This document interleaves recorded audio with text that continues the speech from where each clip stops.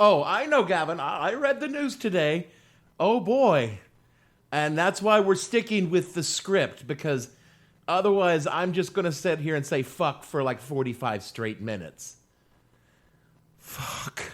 The following podcast contains filthy, foul, vile, vulgar, coarse, in poor taste, unseemly, street talk, gutter talk, locker room language, barracks talk, bawdy, naughty, saucy, raunchy, rude, crude, lewd, lascivious, indecent, profane, obscene, blue, off-color, risque, suggestive, cursing, cussing, swearing, explicit language.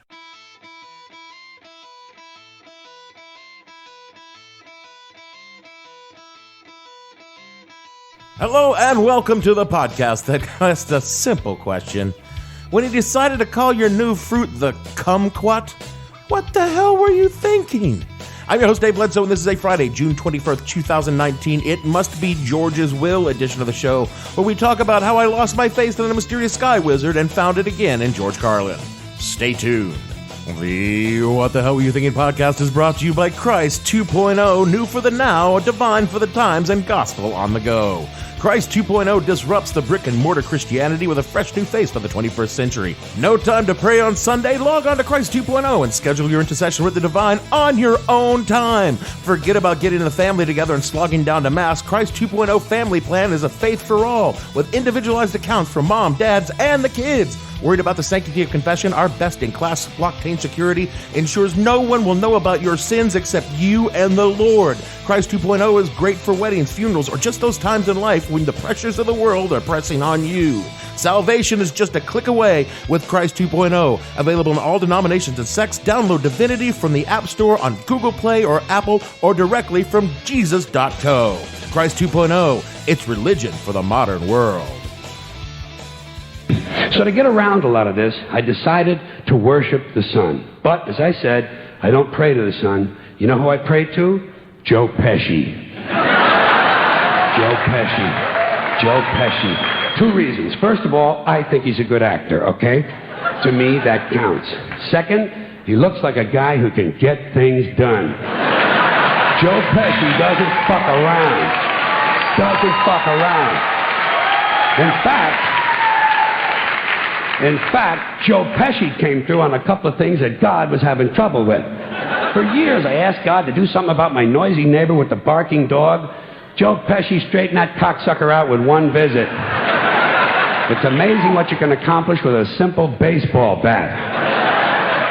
I've probably mentioned a time or two that growing up in the evangelical faith and some of the more theatrical elements of the services scared the shit out of me. What with the screaming, the jumping on pews, and all the tears and shit. And honestly, had I grown up in a more mainline faith, I probably would have been a lot quieter about leaving the faith, but I also wouldn't have had some of the talents that make this show the quasi-entertainment you're quasi-enjoying today. I've never really talked about the process of losing my faith, though, because it was a process. I mean, I'm sure that some people just wake up one day and say, "Fuck that. I'm done." But to my way of thinking at the time, I had to believe in something. If fundamentalist Christianity wasn't my thing, then maybe I was just going to the wrong church. So for a couple of years in my mid-20s, I went on a quest to find religion, something that I could believe in. Now, I dabbled in other versions of Protestantism, the Methodists, the Presbyterians, the Church of God, you know, the big names, but none of them seemed all that different than what I grew up with, just more boring. For a short time, I thought about becoming Catholic because I was, hoping there really were secret vaults in the Vatican Library containing books of ancient magic rescued from the Library of Alexandria, and maybe if I got a Catholic membership card, they would let me in. But when I brought this up to the priest during, these introductory meetings, his reaction wasn't what I would call promising. Son, is there something wrong with you? Are you mentally okay? At the time, I thought he was hiding the truth from me about the vaults. Turns out he was just hiding the truth from me that the Catholics' big secret is how much the priests like to fuck little boys. I even read the Book of Mormon. Fuck it, why not? I'm in. Which I gotta tell you is a hell of a good yarn and also patently fucking unbelievable. Joseph Smith was a more successful David Koresh without a guitar. I spent some time with the Eastern religions, and I quite liked the concepts of Buddhism, which didn't involve believing in divinities if you didn't want to. It was just, being chill and thinking about shit until you achieved enlightenment. But the problem with Buddhism is it takes a lot of time investment to achieve nirvana, and honestly, from what I could tell, one could just skip all that shit with a couple of puffs off some really good Humboldt tripweed. Admittedly, I might have skipped some of the reading, but really, the results just seem to be the same. I'm high as fucking balls. For a brief but intense period of time, I was big into Wicca. It could be witches, some evil witches, which is ridiculous because witches, they were persecuted. Wicca, good and love the earth and women power, and I'll be over here. Wicca is, of course, the modern recreation of what some people who smoke too much Humboldt tripweed think a pagan religion might be like, complete with covens and, yes, spells. No, not a... Like at the spelling bee in Washington. But, rituals, candles, chanting, burning herbs, and strange words, And there's the witch stuff? Witch stuff? Yeah, that kind of stuff. I won't say that I ever was an actual Wiccan, but I will say that I really liked women who were into Wicca, those who weren't lesbians, and some of the rituals, when they were performed skyclad, which meaning you were au naturel. So I spent rather more time with Wicca-related research than was truly necessary because I didn't believe in that either.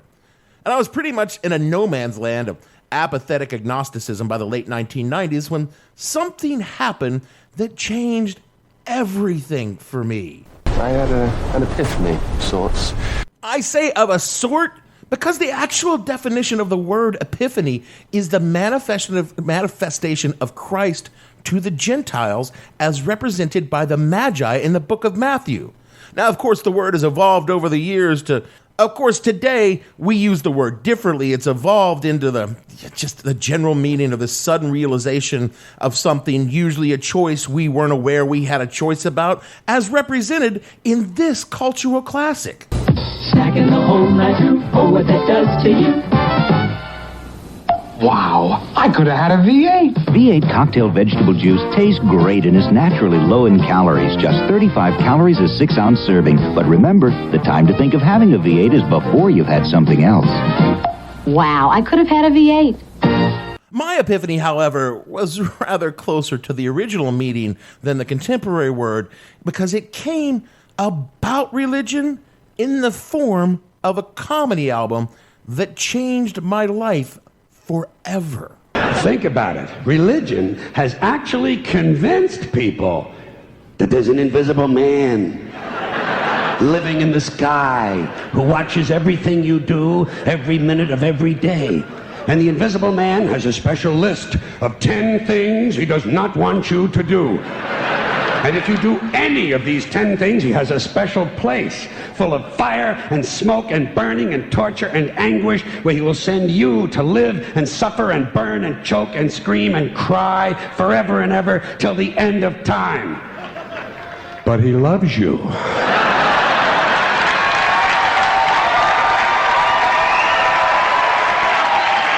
He loves you. He loves you and he needs money. He always needs money. He's all powerful, all perfect, all knowing, and all wise. Somehow, just can't handle money. I'd been listening to George Carlin for years before this cut from the 1999 album, You Were All Disease. And his riffs on religion had always played a personal part of my shaping of how I thought of the idea of faith in the divine. But this particular set came right at the right time in the right place to break those last tenuous threads of guilt and tear the ties of my faith of my parents and made me realize that no matter how hard I looked at how many religions I sampled, they were all the same because Hey everyone, I'm an atheist! And I've been one all my life. But this isn't the story of how I became an atheist. It was a complete waste of everyone's time. Because like George, I still felt the need to pray to someone from time to time because it makes you feel like you're doing something about the things you can't really do anything about. And I chose in the moment of my epiphany to pray to George Carlin. Like George prayed to Joe Pesci. I pray to George Carlin because George was a guy I could count on to explain shit to me, and I think that's important in the persons you pray to. I always imagined that if George had ever found out that I prayed to him, he would ask me, "What are you, fucking stupid?" Which is exactly what I would need to hear from it, then get up off my ass and take care of my shit. George is not my God or my savior. George isn't my spiritual advisor. In fact, George is, fucking dead. They're fucking dead. And dead people give less than a shit about... And won't help me to do anything. But this won't stop me from proselytizing you, my pod friends, about the mystery and wonder that was George Dennis Patrick Carlin. Right now, I am praising him. George was born in New York City to Mary and Patrick Carlin in 1937. His mother, Mary, left Patrick when George was 2 months old because Patrick was a raging alcoholic. She raised George and his older brother, Pat, on her own, primarily in the Morningside Heights neighborhood of Manhattan, or as George called it in one of his sketches. Well, we had an interesting neighborhood. It was a little Irish neighborhood with Columbia University all on one side, including everything connected with Columbia, like Juilliard School of Music was there, and the Union Theological Seminary, Jewish Theological Seminary, Riverside Church, St. Luke's Hospital, St. John the Divine Cathedral, all of that stuff on one side. And on the other side, Harlem. And we call our little neighborhood White Harlem because it sounded bad, Where you from? White Harlem. Hey. Sound tough, sound down. The real name was Morningside Heights. Trust me, the modern Morningside Heights is quite genteel and very, very gentrified, but they did name the street that George grew up on after him on 121st Street, right there in White Harlem. He grew up in Catholic schools, getting kicked out of a surprising number of them before not actually graduating from high school. And after not graduating from high school, George did what many young men did at the time, joined the military to keep from being drafted. It was pre-Vietnam, but the draft was still a possibility, and also, George wanted to pay his way into broadcasting school. God, I feel that so much. I thought I would pay my way into broadcasting school, and look how that turned out for me. George said of his decision to join the Air Force, quote, "So I do have this ambivalence. Obviously, I'm against militaries because of what militaries do. In many ways, though, the Air Force was unmilitary-like. They dropped bombs on people, but they had a golf course," unquote. George was trained as a radar technician and stationed at Barksdale Air Force Base, Louisiana, which I can speak from experience is This place is a shithole. Very much so. And he didn't last long because he was discharged as being unproductive before completing his 4-year term of enlistment. Would you like to know exactly why Airman 3rd Class George Carlin was kicked out of the Air Force? Because I wanted to, and I was fucking stoked when I found the paperwork. Allow me to read from the document discharging George Carlin from the United States Air Force, dated July 29th, 1957. This is to inform you, pursuant to Air Force letter, and then a bunch of regulations, I propose to have you eliminated from the Air Force as unproductive. This is as a result of the following. Number 1, failure to report for guard duty on June 4th, 1957. Number 2, driving while intoxicated, 17 February 1957. Number 3, disrespect to an air policeman, failure to obey a lawful order, and disobeying a direct order from an officer. I was the latter-day equivalent of the air policeman, and I know exactly the sort of kind of shit that George did that night. That happened on June 24th, 1955. Continuing to read, number 4, careless driving, 3 November 1956, and number 4, and Lord, I read this on my own paperwork so many times. Let me get into this, and I'm going to read this in the commander voice that I heard it on.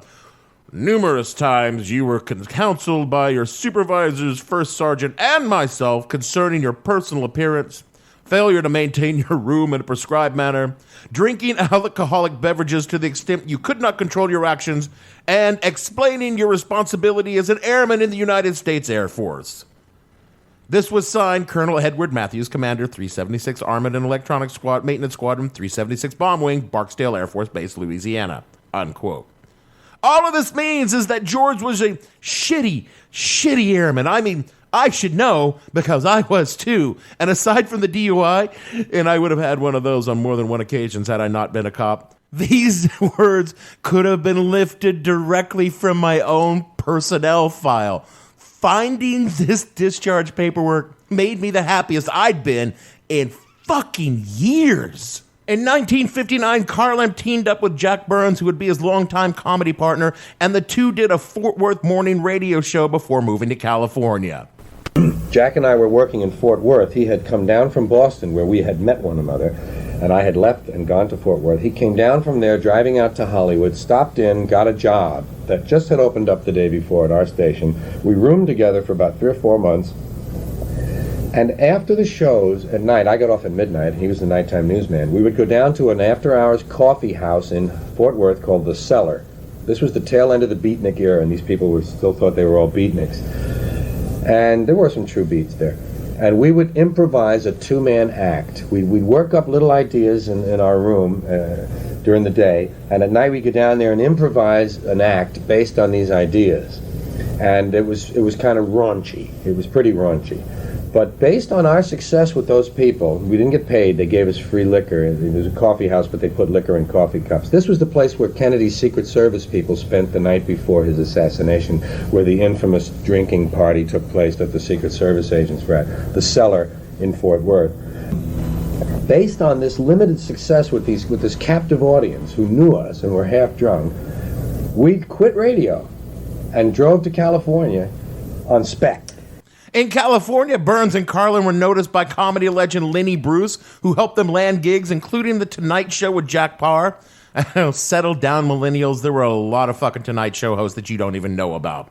Carlin would go on to appear on The Tonight Show 130 times over his lifetime, which tends to make one wonder, what the fuck I've done with my life? I mean, I've been on one other podcast. What the fuck is wrong with me? If you're not a fan of Carlin or a religious devotee such as I, you've probably never heard Clean Carlin, the kind of doofy, happy hippie character that George was known for in his early career, or even later in his career when he was, my God, of all things...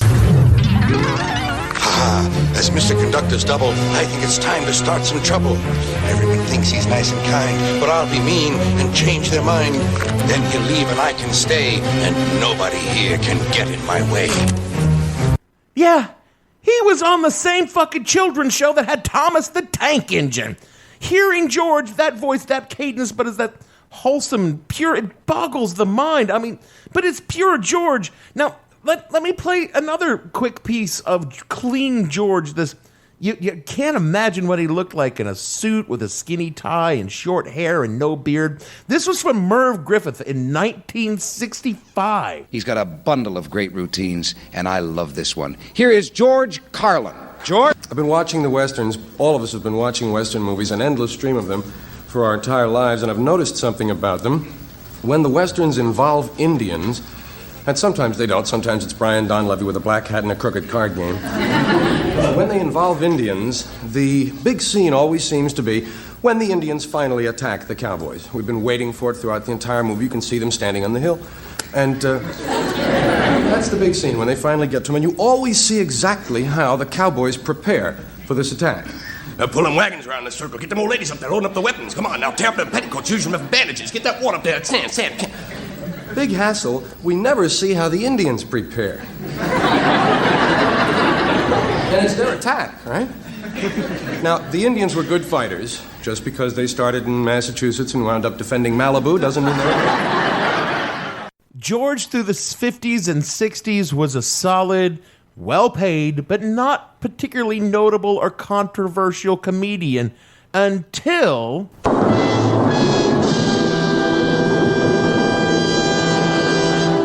George got tired of that shit. I pull this from a dissertation written for UChicago School of Law, quote, simultaneously, however, a vibrant counterculture emerged around him, and Carlin became dissatisfied with his act and his role in the entertainment business. I felt like a traitor to my generation, he said. Although government policy might have affected some of these boundaries, the most obvious constraints were cultural and economic. In 1969, Carlin was suspended from a high-paying run at the Frontier Hotel in Las Vegas for a joke that began, "I got no ass." In 1970, the Frontier outright fired him for saying, "I don't say shit." Down the street, Buddy Hackett says shit. Red Fox says shit. I don't say shit. I smoke a little bit of it, but I don't say it. Carlin was soon wearing his hair long, playing universities, and dropping acid, which he called a profound turning point. His transformation was marked by his Grammy Award-winning album FM and AM, which was released in early 1972. The title referred to the more progressive and the more tame radio formats, as well as Carlin's new and old selves, unquote. But what put Carlin in the history books, as well as the law books, was a sketch from his follow-up album to FM and AM called The 7 Words You Can Never Say on Television. There are some people that aren't into all the words. There are some people that would have you not use certain words. Yeah, there are 400,000 words in the English language, and there are 7 of them you can't say on television. What a ratio that is. 399,993 to 7. They must really be bad. They'd have to be outrageous to be separated from a group that large. All of you over here, you 7. Bad words.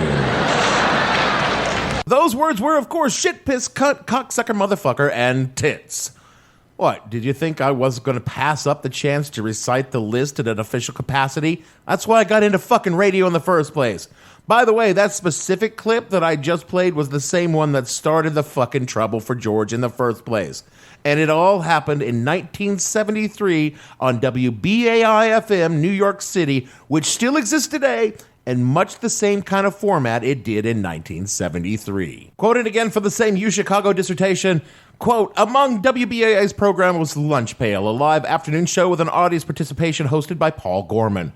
Gorman had degrees from Yale and Oxford and had worked as a speechwriter for Eugene McCarthy's 1968 presidential campaign.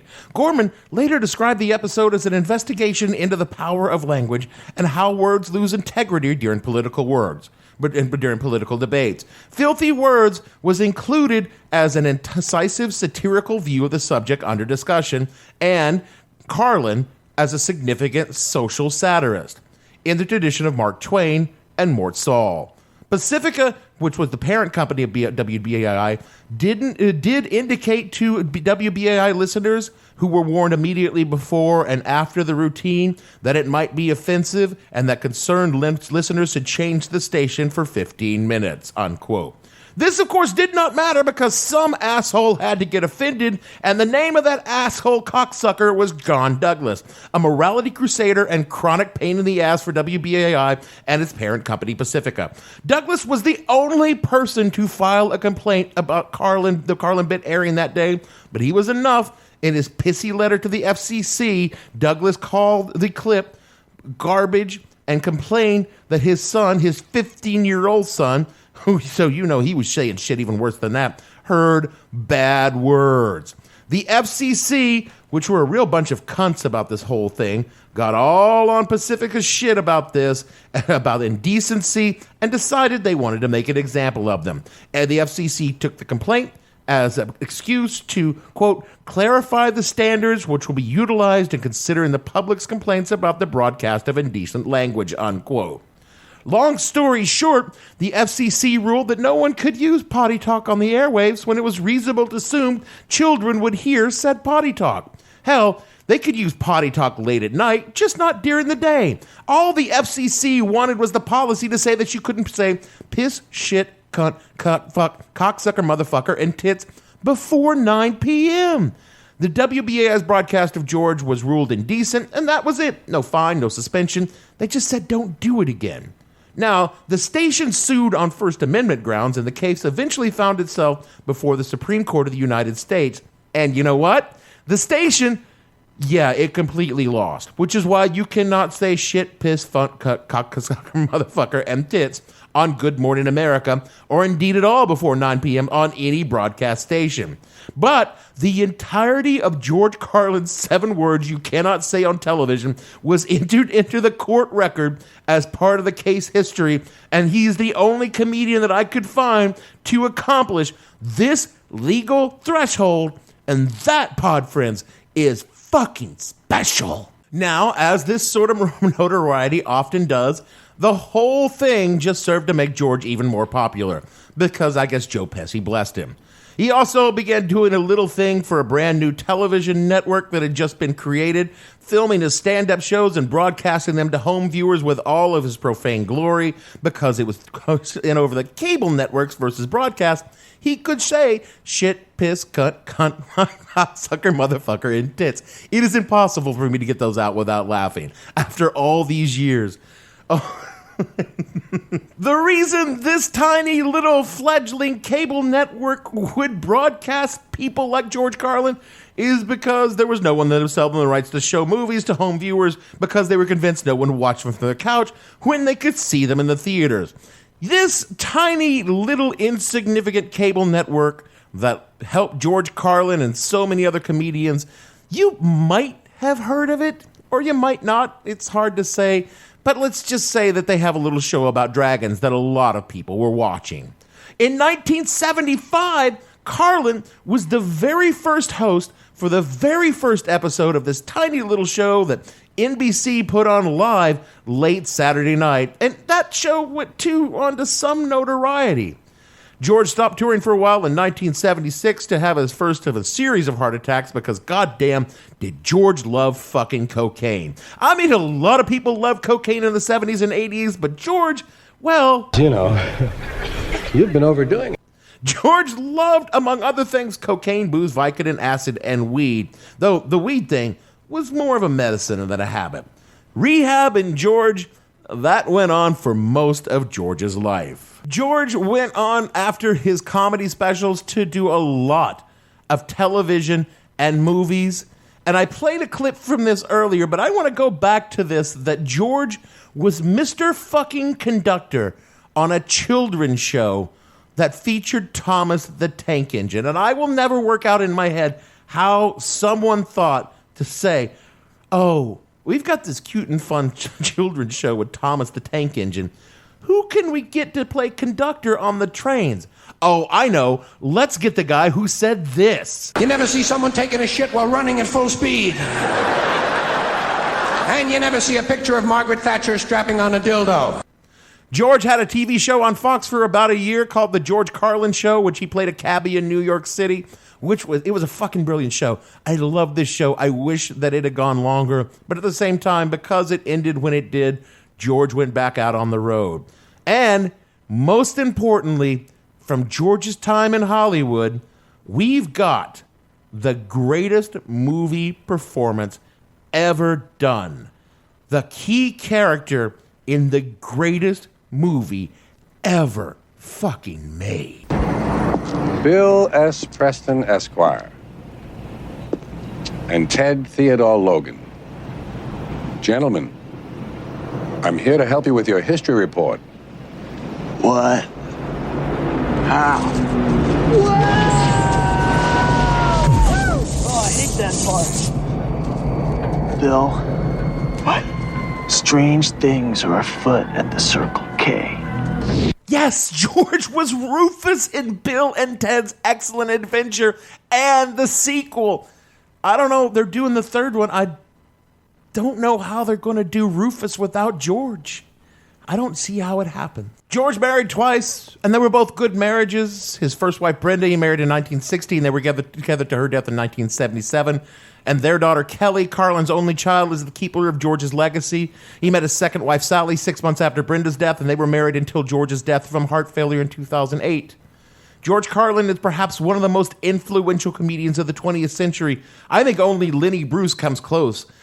But names like Chris Rock, Jerry Seinfeld, Louis C.K., Louis Black, Jon Stewart, Stephen Colbert, Bill Maher, Jay Leno, and Ben Stiller, Kevin Smith, all name George as one of their major influences. And though my name is not worthy to appear on this list, I am going to engage in the vanity of this moment and put my name right there at the end of it, because Dave Bledsoe was profoundly shaped by George Carlin in so many ways, not the least was in the losing of my religion.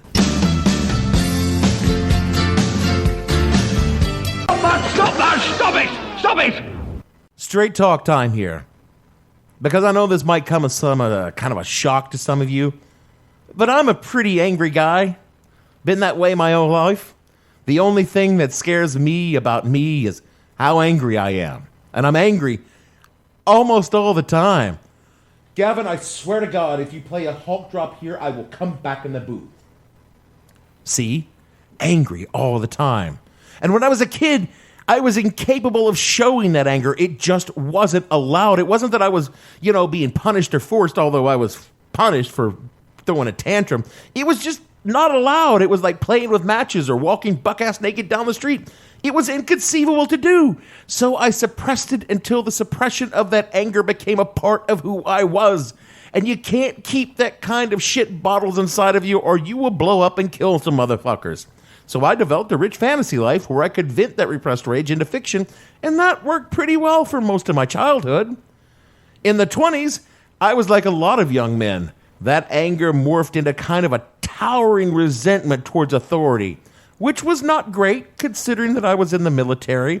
But what saved me from fucking up my entire life was that I was really smart, which I am. And I don't say that to be braggy. I say that because that made me able to recognize the consequences of manifesting my anger were bigger than any momentary relief I might have felt by releasing that rage, which is why I am not currently serving life in prison, in a military prison, and why a certain United States Air Force major is still breathing. There wasn't anything I wasn't angry about. My parents, my jobs, my lack of romantic relationships, my station in life, why I wasn't going to college, and most of all, I was angry at God for not doing very good by me. Because at 20, the world revolves around you, and because I wasn't into other music like other people my age, I was into comedy, the comedians I listened to were also angry. People like Bill Hicks or Sam Kinison. I mean, I'd listened to George, but I knew him from his lighter days, like Icebox Man, before he got angry. But when George got angry, and I discovered that when smart people got angry, they could be funny. And in that humor, I could fucking find a way to keep my rage from exploding. I could channel it into creativity, and it probably saved my life, and it definitely saved some other people's lives. It was through George that I could get over being angry at things that I couldn't control and stop giving a shit about them. I was able to let go of my anger towards an invisible sky wizard or the unfairness of the universe because one didn't exist and the other didn't give a shit, and it was fucking liberating as hell. George taught me that I could take my frustration and fury and channel it into something creative so that I could own it rather than being owned by it. So when I say that I pray to George Carlin, I do not mean I get down on my knees and talk to a dead man. First of all, if I did something like that, George would start unzipping his fly and laughing at me.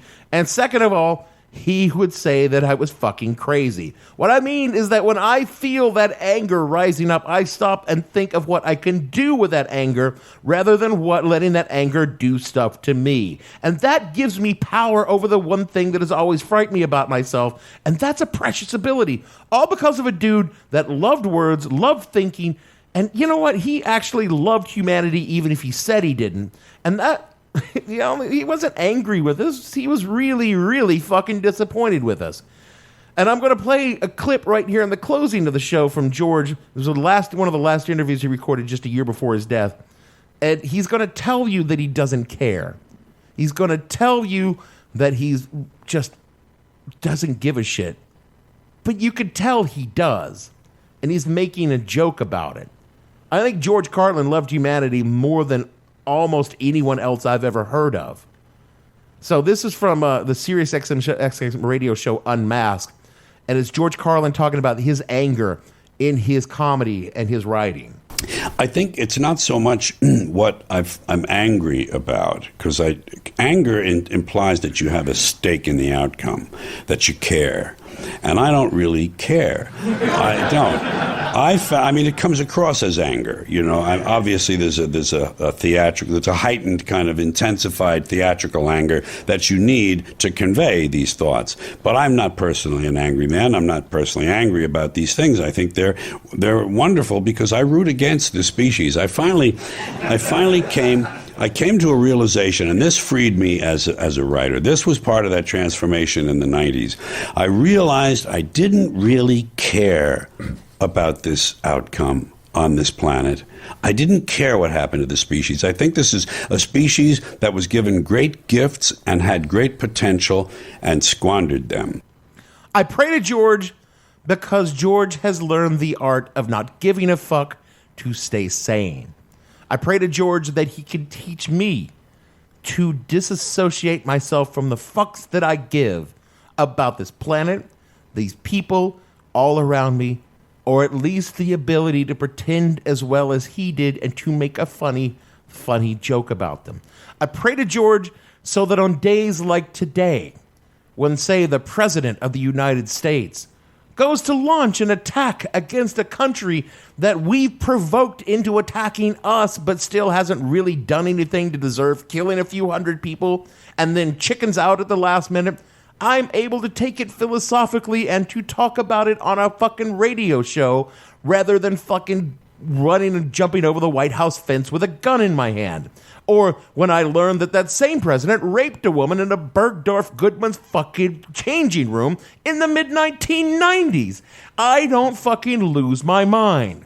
Because George decided a long time ago that his anger had to have a certain emotional distance and direction, and I pray every single day that George will teach me how to do that for myself.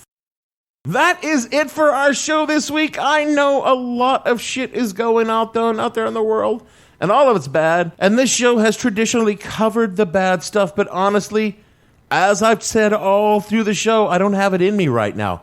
Maybe, you know, you're tuned in to hear me fucking talk about the bad shit, but I can't keep doing that. I just can't. Because if I keep doing that, I'm just gonna stop doing the show. Well, wow. I mean, that's not the worst idea I've ever heard. But maybe you are like me that just needs a mental health break and you're looking to get away from all that bad shit. Well, I've got some good news for you because this being a show that has traditionally been all over the map, I've got some great news. I'm taking the map and I'm throwing it out the window. A map is a piece of paper that had roads and borders and directions written on it that we used before all these things were on our phone. Look it up in a museum sometime. What I'm saying is this show is going places where... Roads? Where we don't need roads. This week it was George Carlin. Next week it could be a deep dive on Space 1999. Hey, Gavin, put a deep dive on Space 1999 on the production schedule for sometime in the near future. So I'm not doing politics. The only thing that will bring me back to politics will be things like, you know, idle mentions of raping women in Bergdorf Goodman, changing rooms, going to war with Iran, impeachment hearings, the start of the Iowa caucus, or just going to war anyway. So, you know, we probably got a couple of weeks before I have to come back to politics. So in the meantime, rate and review this show wherever you get your podcasts. Follow the show on Twitter at @thehell_podcast. All the shows are at the show name on SoundCloud and at whatthehellpodcast.com. So for me, Dave, praise George Bledsoe, producer, Church of Benny Hill Gavin, and all the fictional worshipers of Bob Newhart on the show, we want to so this one goes out to all the Joe Pesci worshipers out there, and we'll see you all next week.